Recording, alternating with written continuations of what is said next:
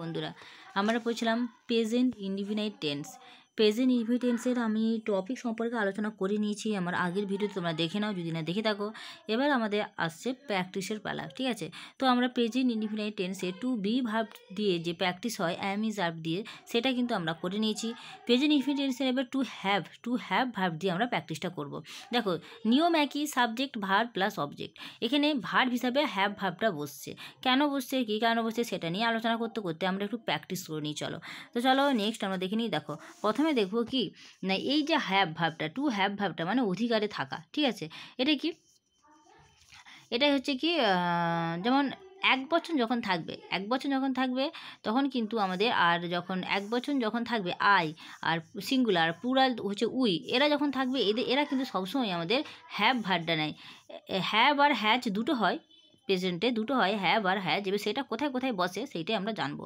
তো দেখো যখন আমাদের এক বচন থাকবে মানে সিঙ্গুলার থাকবে, তখন আমার হবে আই সিঙ্গুলার এক বচন, তাই আয়ের সাথে সাথে আমাদের হ্যাভ নেয়। আর প্লুরাল বহু বচন যেটা হচ্ছে গিয়ে ফার্স্ট পার্সনের মধ্যেই পড়ছে, সেটা কি প্লুরাল, সেটা হচ্ছে কি উই আমাদের হ্যাভ নেয়, ঠিক আছে? তারপর দেখো সেকেন্ড পার্সেন্টে ইউটাও কিন্তু আমাদের হ্যাভ ভার্বটাই নেয়।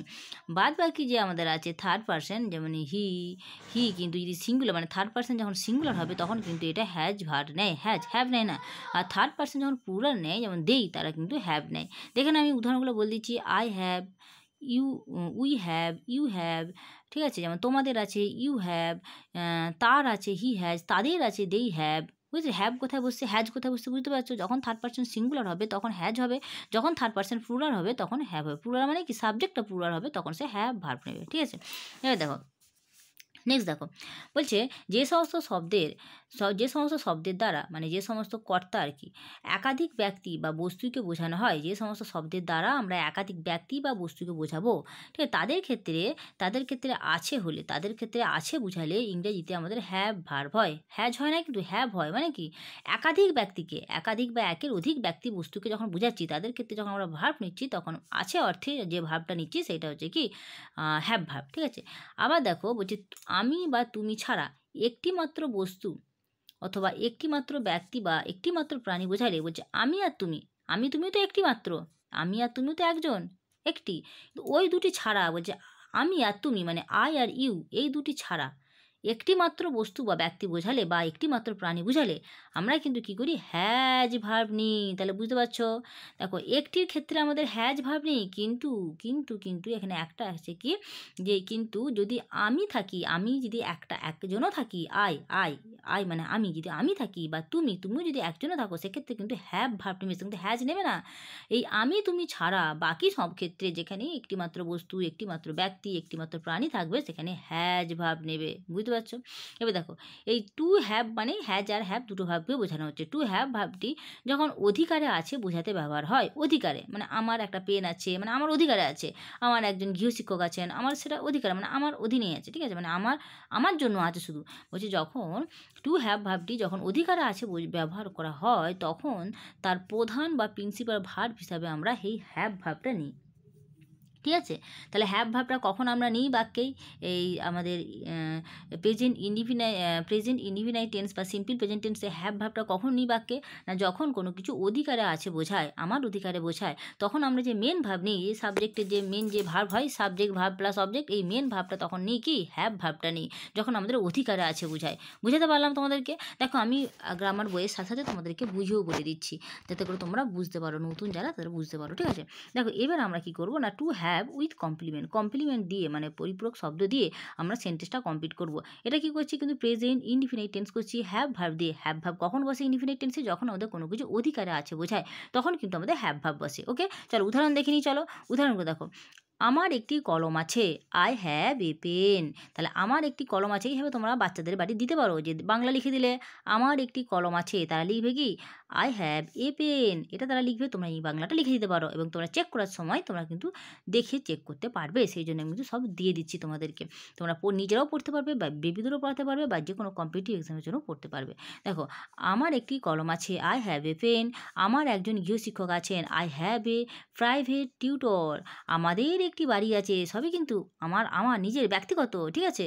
তাহলে আমাদের একটি বাড়ি আছে, উই হ্যাভ, আমাদের বলছে, দেখো এটা কিন্তু প্লুরাল বসেছে, কিন্তু ফার্স্ট পারসন প্লুরাল সেটা কিন্তু হ্যাভ ভার্বই নেয়।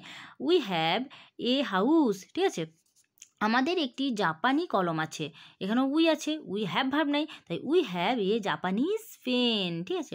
দেখো আমার অনেকগুলি বই আছে, আমার কিন্তু ইউ কিন্তু একজন হলে আমি বলেছিলাম হ্যাজ নেয়, কিন্তু একজন যদি আমি আর তুমি থাকি তখন কিন্তু হয় হ্যাভ, তাই তো। তাই এই যে বলছে এটা কি বলেছে তোমার, হ্যাঁ আমার নয় সরি তোমার অনেকগুলি বই আছে, তুমি বা তোমার এটা ইউ ভাব নেই, তাই তো ইউ, তাই সবসময় হ্যাভ ভাব নেই। ইউ হ্যাভ মেনি বুকস, ঠিক আছে, ইউ হ্যাভ মেনি বুকস। তাহলে আমরা কি দেখলাম যে আই হ্যাভ ভাব নেয়, উই হ্যাভ ভাব নেয়, ইউ হ্যাভ ভাব নেয়, এরা কি নেয়, এরা সবসময় হ্যাভ ভার্বকে নেয়, ঠিক আছে। তারপর দেখো আমার একটি বাগান আছে, কি হচ্ছে সরি আমার নয় তোমার একটি বাগান আছে, দেখো তোমার একটি বাগান আছে, কি হচ্ছে ইউ হ্যাভ এ গার্ডেন, একটি বাগান এ গার্ডেন। তারপর দেখো তোমাদের অনেকগুলি গরু আছে, তোমাদের ইউ থেকে যে সমস্ত ওয়ার্ড বেরাক না কেন, তোমাদের যাই হোক না কেন সেটা কিন্তু সবসময় হ্যাভ ভাব নেয়। দেখো তোমাদের হলেও কিন্তু ইংরাজি ইউ হয়, তাহলে ইউ মানে তুমি, ইউ মানে তোমরা, ইউ মানে তোমাদের, ইউ মানে কিন্তু তুমি দিও সব কিছু ইউ, ঠিক আছে। তাহলে তোমাদের অনেকগুলি গরু আছে, ইউ হ্যাভ মেনি কাউস। তাহলে ঠিক, তারপর দেখো তোমাদের একটি নীল রঙের লেপ আছে, তোমাদের বলেছে, তাহলে ইউ হবে ইংরেজিতে you have a blue quilt, নীল রঙের লেপ আছে, you have a blue quilt, ঠিক আছে। দেখো তারপর কি বলেছে, এই দেখো এখানে বলছে তার দুটি নতুন খাতা আছে, তার মানে কি থার্ড পারসন সিঙ্গুলার নাম্বার, হি তার কি হি সিঙ্গুলার নাম্বার। তাহলে আমি কি বলেছিলাম যে আমি তুমি আই ইউ উই এইগুলো বাদ বাকি মানে আই ইউ এগুলো সিঙ্গুলার মানে এগুলো একজন, এইগুলো বাদ দিয়ে আই আর ইউ এগুলো বাদ দিয়ে বাকি যে সমস্ত সিঙ্গুলার আছে সবই কিন্তু আমরা হ্যাজ নেব, ঠিক আছে। তাহলে এখানে দেখো এখানে বলেছে তার দুটি নতুন খাতা আছে, তার মানে কি একজনের কথা বলছে, তাই he has to new exercise বুক। দেখো এখানে দেখো নিয়মটা দেখো, আমাদের নিয়ম কী ছিল, subject plus verb plus object. দেখো হি একটা সাবজেক্ট, ভার্ব এটা কি হ্যাজ এইটা এখানে ভার্ব। দেখো আমি তোমাকে ভালো করে বুঝিয়ে দিচ্ছি, দেখো এই যে আমাদের কি বলেছে হি আমাদের কি হি হচ্ছে আমাদের সাবজেক্ট, ঠিক আছে, এই হ্যাজ হচ্ছে ভার্ব, আর এই টু নিউ এক্সারসাইজ বুক এগুলো সবটাই কিন্তু অবজেক্ট, ঠিক আছে। তাহলে আমরা বুঝতেই পারছি যে সাবজেক্ট ভার্ব অবজেক্ট নিয়ে কিন্তু ইনডিফিনাইট টেন্স হচ্ছে, এই হ্যাজ ভার্বটা কোথায় হচ্ছে আমরা সেটা দেখছি। তারপর দেখো কী বলেছে, তার অনেক টাকা আছে, এখানেও দেখো subject verb object, he has much money, তার অনেক টাকা আছে, মাচ মানি মানে অনেক টাকা আছে, ঠিক আছে, তার আছে অধিকারে মানে ব্যক্তিগত অধিকারে থাকা অর্থেই আমাদের হ্যাজ বসায়। তারপর দেখো তাদের কয়েকটি নতুন শাড়ি আছে, they have some new saris, they have এখানে দেখো তাদের কি প্লুরাল, এটা সিঙ্গুলার নয়, আমরা বলেছিলাম প্লুরাল হলেই আমরা হ্যাভ ভাব নিই, তাই they have some new saris, they subject, have verb আর সাম নিউ শাড়িজ হচ্ছে অবজেক্ট, হচ্ছে সাবজেক্ট ভার্ব অবজেক্ট নিয়েছে। তারপর দেখো ইনডিফিনাইট টেন্সের সূত্রই হচ্ছে সাবজেক্ট ভার্ব অবজেক্ট, এবার দেখো এই গাছটির অনেক শাখা আছে, কি হচ্ছে দিস ট্রি মানে এই গাছটি, এটা কিন্তু পুরোটাই সাবজেক্ট, দিস ট্রি এই গাছটির কি বলছে অনেক শাখা আছে ভার্ব হ্যাজ, আর কি মেনি ব্রাঞ্চেস অনেকগুলি শাখা, ঠিক আছে। তাহলে দিস ট্রি হ্যাজ এই গাছটি একটা গাছের কথা বলছে, তাই তো, তাই এখানে দিস ট্রি হচ্ছে ট্রিজ কিন্তু না অনেকগুলো গাছ বলে না, এই গাছটি বলেছে this tree has many branches, okay. তারপর দেখো রামের একটি টাট্টু ঘোড়া আছে, রাম হ্যাজ এ পনি, ওকে। তারপর দেখো হিমের একটি ছাতা আছে, রহিমের একটি ছাতা আছে, রহিম হ্যাজ অ্যান আমব্রেলা। তাহলে কারো কিছু থাকা অর্থে আমরা কিন্তু কী ভাব নিই ইনডিফিনিটেন্সে হ্যাজ ভার্ব নিই বা হ্যাভ ভার্ব নিই, তাই তো, মানে টু হ্যাভ ভার্বটা নিই, তাই তো। তো সেক্ষেত্রে টু হ্যাভ ভার্বটা কি না হ্যাজ আর হ্যাভ দুটো আছে, যেটা সিঙ্গুলার হলে আমরা হ্যাজ নিই আর প্লুরাল হলে হ্যাভ নিই, হ্যাঁ ঠিক আছে। তারপর দেখো এই হলো আমাদের, এবার দেখো এখানে আবার একটা ব্যাপার আছে, যখন আমরা অধিকারে, দেখো আমরা কি বললাম যে যখন আছে বলতে মানে অধিকারে আছে বোঝায় তখন আমরা টু হ্যাভ ভার্বটা নিচ্ছি, ঠিক আছে। তাহলে কি যখন আছে বাংলায় লেখা থাকে আছে, আমার একটি পেন আছে, আমার একটি কলম আমার একটি ঘোড়া আছে এখানেও আছে, এ আছে যখন বাংলাতে লেখা থাকবে তখন ভাবতে হবে যে সেই বাক্যটায় কি বলছে, অধিকারে থাকা বলছে নাকি অন্য কিছু বলছে। যদি বলে যে অধিকারে আছে তখন আমরা টু হ্যাভ ভার্বটা নিচ্ছি, কিন্তু দেখো আবার কিছু আছে দেখবে যে আছে লেখা আছে আছি আছো আছেন আছিস আছে, এই ক্রিয়াগুলি কোনো স্থানে থাকা বা বিদ্যমান থাকা বোঝালে কর্তার পরিবর্তনের সঙ্গে সঙ্গেই বদলে যাচ্ছে, তখন কিন্তু টু হ্যাভ ব্যবহার হয় না, তখন কিন্তু টু বি ব্যবহার হচ্ছে। তখন কী ব্যবহার করছি? To B.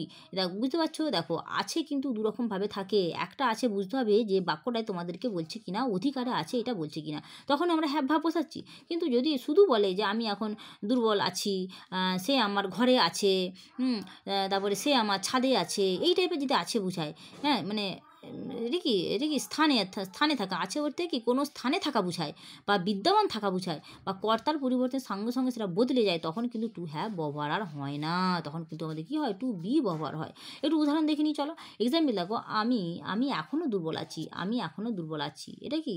এটা এটা কিন্তু আর অধিকারে থাকা বোঝাচ্ছে না, এটা কোনো কিছু বিদ্যমান থাকা, মানে সে কন্টিনিউ সে দুর্বল আছে, এখনও বিদ্যমান, তার দুর্বলতাটা এখনও তার মধ্যে বিদ্যমান আছে, বুঝতে পারছো? তাই জন্য কি যে বিদ্যমান থাকা বুঝালে বা কোনো স্থানে থাকা বুঝালে, সেক্ষেত্রে যখন আছে বসে তখন কিন্তু আমাদের টু বি ভার্ব বসে। যেমন কি আমি এখনও দুর্বল আছি, এখানে ভার্ব কি? আই অ্যাম স্টিল উইক, এখানে আমি কিন্তু বসাচ্ছি কি? আমি হই এখনও দুর্বল, এখানে হই ভাবটা আনছি, আই অ্যাম স্টিল উইক, এখানে কিন্তু হ্যাভ ভাব আনছি না। আবার দেখো পরের এক্সাম্পল, দেখো তুমি ঘরে আছো, ইউ আর, মানে কি ঘরে আছো মানে কোথাও কোনো স্থানে থাকা বোঝালে, আমরা বললাম যে কোনো স্থানে থাকা বোঝালে কিন্তু টু হ্যাভ হয় না, টু বি ভাব হয়। তাই কি তুমি হও রুমের মধ্যে, এইভাবে আমরা ইংলিশে ট্রান্সলেট করবো। কি তুমি ঘরে আছো মানে কি তুমি হও রুমের মধ্যে, এটা ভেবে নিতে হবে। তুমি ঘরে আছো ইংরেজি কি? সাবজেক্ট ভার্ব অবজেক্ট আনতে হবে। তাহলে you are in the room, কী হবে? You are in the room. এবার দেখো তিনি বাড়িতে আছেন, কী হবে? হি ইজ অ্যাট হোম, কোথায়? He is at home. আমার বাবা ভালো আছেন, মাই ফাদার ইজ ওয়েল, কী হবে? My father is well. এবার দেখো আমরা স্কুলে আছি, you are at the school, কি কোথায় আছি? আমরা স্কুলে আছি। কোনো স্থানে থাকা হলে আমাদের কি হয় না? বি ভার্ব হয়। তাই কী হবে?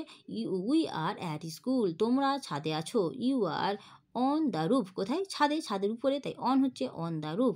তারপর দেখো তিনি বা তারা ইংল্যান্ডে আছেন, দে আর ইন ইংল্যান্ড, কোথাও বিদেশে থাকা হলে তার আগে ইন হয়, ইন ইংল্যান্ড। তারা মাঠে আছে, দে আর ইন দ্য ফিল্ড, কারো কিছুর মধ্যে থাকলে তখন ইন হয়, তাহলে দে আর ইন দ্য ফিল্ড। ওকে, বুঝতে পারলাম তো?